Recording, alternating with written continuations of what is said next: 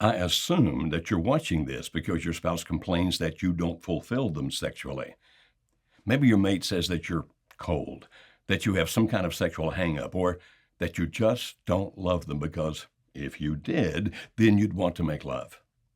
Maybe your spouse says these things because you won't do something they want you to do, or they want to have sex a lot more often than you do. Or maybe it's because you do reject them sexually. They want to make love to you, but you seldom, if ever, want to make love to them. I mean, after all, it's your body, your mind, your decision. If you want to make love, that's your right. If you don't want to make love, that's your right as well. Please know that I agree with that principle. I don't ever want to encourage anyone to allow themselves to be used by someone else. I believe in the principle of self-determination. That means you get to make your own choices. You're nobody's slave. At the same time, I also know that if your spouse truly is sexually unfulfilled and you refuse to be a vital part of their sex life, your marriage will, in all likelihood, end. End because they don't get enough sex? Well, that's only part of it. Deeper and more importantly, when people feel rejected sexually, they almost always feel rejected personally. They think things like, am I not pretty enough? Handsome enough? Am I terrible in bed? Is it because you don't love me? Are you wanting someone else? Yes, there's a strong sexual component. People have an innate need to have sex, but it's not only to have sexual pleasure. At core, it's really about a deeply personal connection with another person. Hopefully, with the person that you love. It's a desire that has at the heart of it a craving to be one with another. You see, that's what passion really is. It's much more than wanting an orgasm or experiencing sexual pleasure. It's a longing to be one with a human who wants to be one with you. That means if your spouse isn't fulfilled sexually, it very, very likely means they aren't fulfilled relationally. They vacillate between wondering what's wrong with them and wondering what's wrong with you. They question whether you love, or even if you can love. They question whether they're lovable or lovely. That's the real reason most people end a marriage when they feel sexually unfulfilled. It's not just the sex. It's the lack of a loving connection. Now, unfortunately, they may confuse wanting sex with wanting connection and wind up doing stupid sexual things. But those things don't fulfill them. They may continue to chase those things, hoping they will somehow, someday, bring them what they're looking for, but they no longer look for it with you. Sometimes a person will stay in the marriage even without that connection, even if they feel rejected as a person and as a partner. In those situations, the probability of a mate either turning to porn or to outside sexual liaisons goes up dramatically. They stay in the marriage, but in very crucial ways, they aren't faithful to it. I know. In my business, I witness it every day. Hi, I'm Dr. Joe Beam.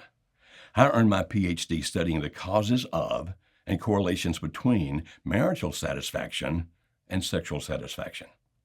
I've read the research and I've done the research. I know that there is a worldwide consensus among researchers and therapists that marital satisfaction and sexual satisfaction are strongly, actually inextricably, connected. They rise and fall together.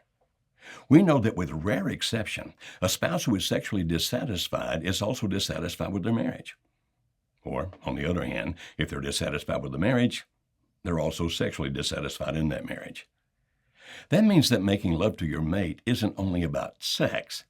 It's also very much about the connection between the two of you. Now, if you're ready for your marriage to be over, or if you're okay with your mate finding some degree of sexual release through porn or having sex with other people, then the rest of this video likely has little interest to you. However, if you want to have a good marriage, but your spouse is complaining about being sexually unfulfilled or sexually rejected, then I have 3 suggestions for you. Now, before I explain them in more detail, here's a quick overview. The first one helps you analyze when it's a good thing to reject what your spouse wants sexually and when it may not be a good thing to do. The second teaches you the most successful way to communicate to your spouse why you don't want to do something sexually. You see, how you present your refusal is a major factor in whether your spouse feels rejected. Do it right, and your mate actually will feel good about your refusal. Now, really pay attention during that suggestion. Now, the last one guides you through what to do if there are sexual difficulties because of your relationship with each other, or because of things that happened in your past or your mate's past. Now, my first suggestion to you, as the person whose spouse feels sexually rejected, is to ask yourself this question: are my reasons for refusing my mate sexually valid reasons or not? If, for example, your spouse wants sex outside of your moral boundaries, it's valid to refuse. If they want you to do something you think you'd hate, it's valid to be hesitant. But knowing that sexual satisfaction is so very crucial to marital satisfaction, is it a wise thing to refuse your spouse sexually because they want sex more than you do? Or if they ask you to try new things that you haven't done before? I mean, where's the line? What is reasonable and what isn't? If your mate wants sex so often that it becomes something you dread or that your body just can't do, it is reasonable to want them to back off on the demands. But is that when they want sex every day? Every other day? 3 times a week? If your mate wants you to try a new thing, but you're hesitant because either you think you won't like it or you're not sure if it's right or wrong, should you obstinately refuse? Or should you try because you realize it's a very important thing to your spouse? You see, there are good reasons to refuse. But are your reasons good ones considering the future of your marriage? Now, if you're thinking, how do I know? I strongly urge you to find wise counsel rather than just keep on refusing your spouse about these things. If you don't know who to ask me. Email your questions to askjoe@marriagehelper.com. I can't promise to respond to every email, of course, but I will see them all. And I'll make new videos answering the most common questions I get. I also suggest you check out the 7.5 hours of video teaching I do about sex. They're in bite-sized segments, of course. I include assessments that you download and complete privately. Some of them give you insight into your own sexuality. Others examine whether you may be sexually inhibited, even if you think you're not. One analyzes your sexual compatibility with your spouse. And I also give you practical and effective assessments to use before you do something sexually to evaluate how you'll feel about it afterwards if you do it. I've let several marriage counselors use those, and they love helping their clients with them. Now, if you want to know more about that series, you can find it at sparkyourmarriage.com. The point I'm making here is that you shouldn't do anything sexually with your spouse that causes you any physical, emotional, or moral problems. But please be honest with yourself. Don't pretend you have good reasons that keep you from fulfilling your spouse if those reasons really aren't true. My second suggestion is this: the way you react to your mate when they want sex is crucial to keeping your spouse from feeling rejected. You may be thinking, well, what about the way my spouse approaches me sexually? Isn't that important? Yes. In our video here on YouTube for the spouse feeling sexually rejected, I explain that. Now, if your mate does not talk with you about their needs, their desires, or what they feel, you can feel like an object rather than their lover. If your spouse expects you to somehow know the things they feel and always do the things they want you to do, it becomes frustrating for both of you. For example, your spouse may nuzzle up next to you in bed and expect you to understand that sexual cue and be immediately responsive. Sometimes that works well. You get the message and you make love. Sometimes that unspoken cue does not work well. Maybe you've had a bad day. Maybe you're ticked about something they did earlier. Your spouse nuzzles, you turn your back, fluff your pillow, and try to go to sleep. Your mate lies there steaming, not only angry for the rejection of their sexual needs, but deeply hurt because this seems to be your pattern and they feel rejected on several levels. You lie there frustrated because you feel that they want you only for sexual release, that they don't care about what you feel or what you want. Now, am I saying that that would be the best time to turn over and have an in-depth conversation? Maybe, maybe not. But rather than repeating those types of frustrating experiences over and again, conversations need to occur. Right place, right time, right situation, of course. And that conversation from your side shouldn't be, "What's wrong with you? Why do you constantly want sex from me when you don't give me any emotional support?" Why shouldn't it be like that? Because when you attack, the other person becomes defensive. That's what humans do. The conversation when you explain why you don't want to participate in a sexual encounter should be about what you feel, not about what the other person does. If you say, "You don't love me," or "You treat me differently," you get one kind of reaction. On the other hand, if you say, "I find myself worrying that you don't love me, and it breaks my heart," you get a very different kind of reaction. Therefore, the conversation should be calm, not forced, not an attack, but a gentle sharing of what you feel, what you want, why you want it, and how you react when you feel that you're being asked to do something that at the time you don't want to do. Now, this makes no difference if you're the husband or the wife. The same principle applies. Speak from your heart. Try to be understood rather than trying to convince your spouse. When they reply, listen to what they say. Really listen. Open the communication line so that each of you genuinely cares about what the other feels, what the other person wants or desires to do, and what they very much don't want to do.